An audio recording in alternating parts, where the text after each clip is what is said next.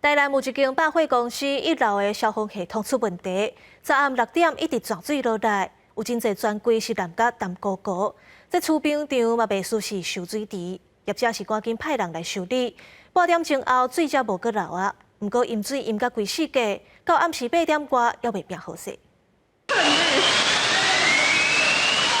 警示的声音一直传，地下2楼的储冰场顶管的水一直拼落来，互储冰场袂输变做水上乐园。11月3日尾暗6点，台南中西区一间百货公司1楼的消防抓水系统向过样，地下1楼、2楼加侪专柜拢有水泡到规大位。那因为它是系统的异常，所以它洒水当天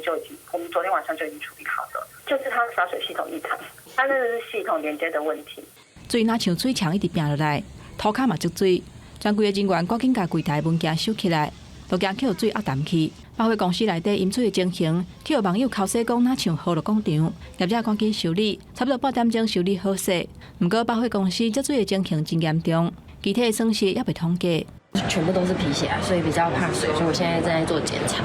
这是公众